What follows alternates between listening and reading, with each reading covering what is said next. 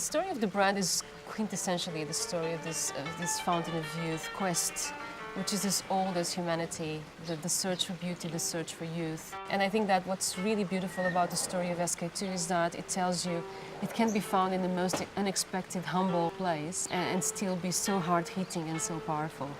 I think the myth of eternal youth, or the search for eternal youth, is profound in every culture in the world. And I think the idea of this little girl going off to find this magical place and instead discovering a different secret was something that I liked, because it allowed that fantastical notion to exist in the story, and I liked going on that journey with the innocence of the child's eyes.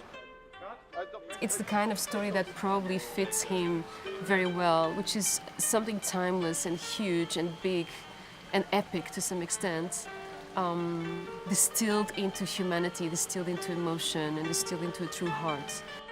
It's great working with Tom. He's a fantastic visionary. He has a brilliant eye for detail and fantastic retention of detail. We did an extensive search. A wonderful producer called Molly Pope, who really did an exhaustive search in Japan. We had multiple location scouts going all over Japan. And we ended up coming up to Yamagata province, which is to the north of Tokyo, about 2.5 hours on the bullet train, where we found some stunning temples set up the sides of mountains with extraordinary staircases leading up to them, which have provided the basis for our journey and our village, and very magical places to visit. I was very struck by them on the recce. We were very lucky to find the Kojima Brewery Museum, which is in Yonezawa, which was very, very beautiful and full of the original sort of 19th century tools and barrels, etc. And we dressed that, and that was a wonderful experience there. From the beginning I wanted to use Japanese cast, so we did auditions here and found an extraordinary 6-year-old girl called Miyu. We were shooting the grandmother scene, and I would give her a number of notes and over a 2-minute scene, and she'd nail every single one. So she's truly exceptional, and I hope she has a great future. I wanted a child who would remain childlike and have the freedom to move as a child and speak as a child and have that innocence.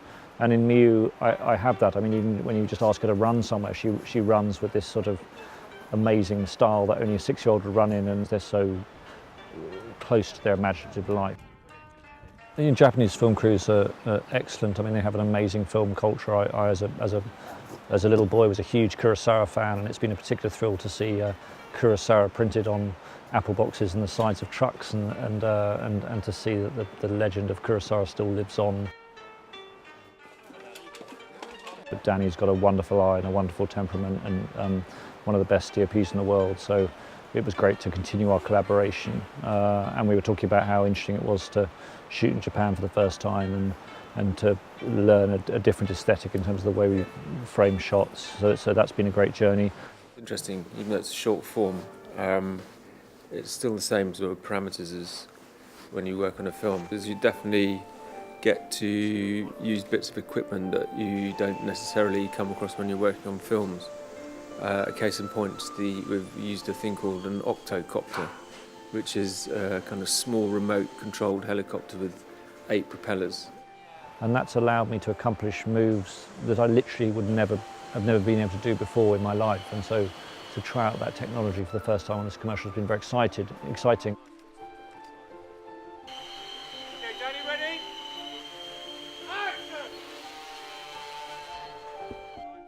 Today we've had snow, rain, winds that are too strong to fly the mini helicopter. I'm incredibly pleased that Mychael Dan is on board to compose. I thought he did an extraordinary job with Life of Pi, for which he's just won the Oscar, so fresh from that. Was very excited to get the opportunity to work with one of the world's best directors, one of the great storytellers. Michael's very deft at making music reflect the edit. He has an amazing ability to shape the music to the picture. One of the greatest rooms, if not the greatest room in the world to record music in. Abbey Road's particularly important to me, because it's where I recorded the music for the King's Speech, and it's a legendary recording studio where the Beatles worked, and it's a wonderful moment when you see all these highly gifted musicians come together to create the music for the finished film. I think what we wanted to capture was the sense of play, the playfulness of this little girl, the sense of youth and exploration, the idea of this world kind of opening up to her and also to us, things that we've never seen before either. So that sense of freshness and energy, fun, and also a sense of mystery and you know, kind of this beautiful discovery.